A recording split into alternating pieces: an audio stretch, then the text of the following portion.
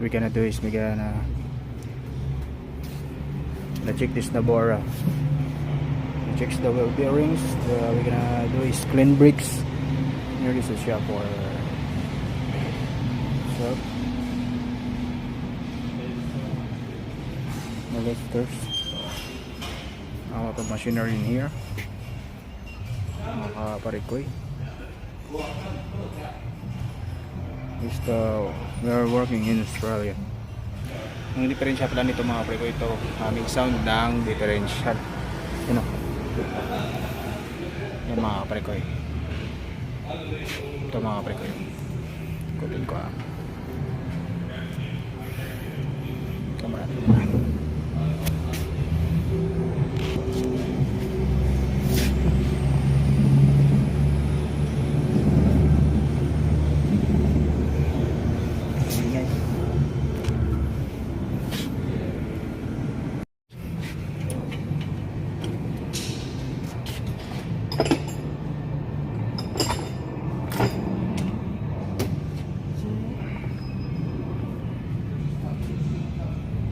Ganda din ah. May sounds yan, gold. Gold. What? Lalak na to? Yeah, of course. Already locked. What you gonna do? Remove this one so you can remove this. I'm gonna remove the caliper bracket.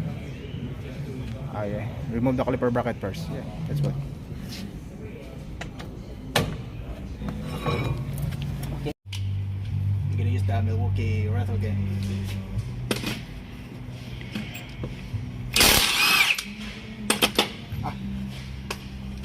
That one is the humming sound. This one. Yeah.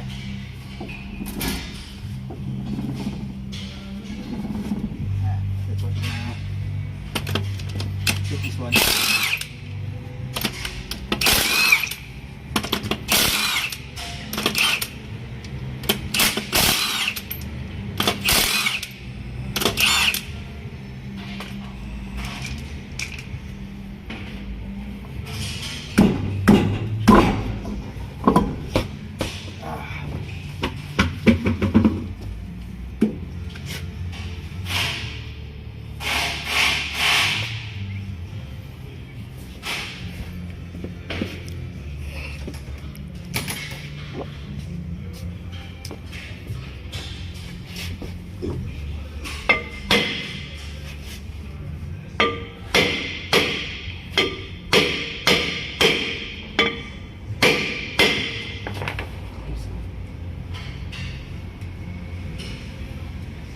Body structure.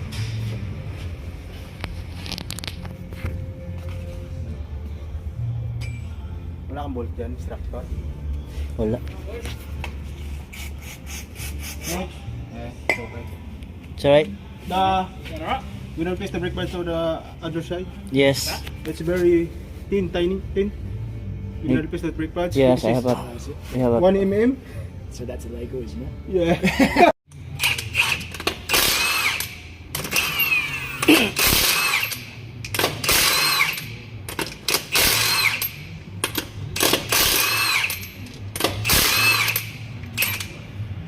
What we're gonna do, we're gonna check the thickness of the brake pad. The brake is already in the fluid.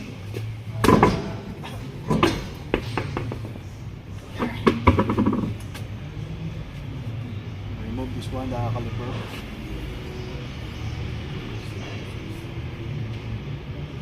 Use 14 mm spanner.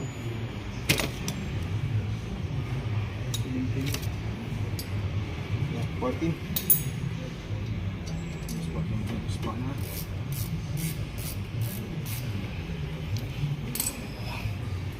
Bila ka.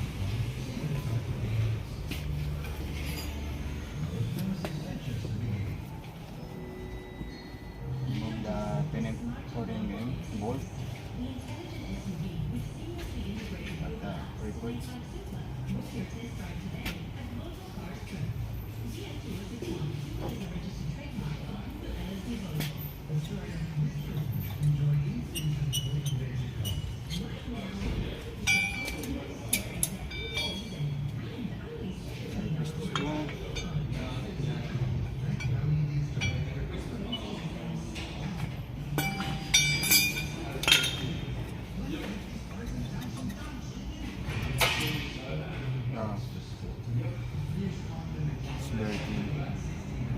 already 1 mm. We cannot press this brake pad, so it's already 1 mm.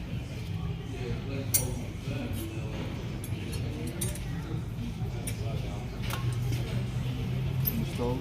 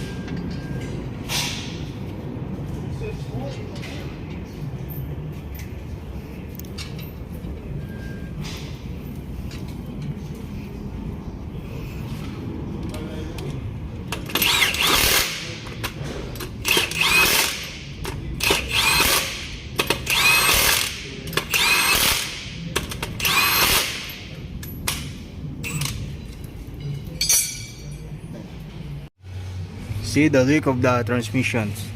They have already leakings. A lot of leakings in these transmissions. And I'll play for the ball joints. This They is have a for play. the rail oil seal, crankshaft oil seal. Yeah, crankshaft oil seal for the Navara. A lot of leakage. And then the differential is the bearing is already damaged.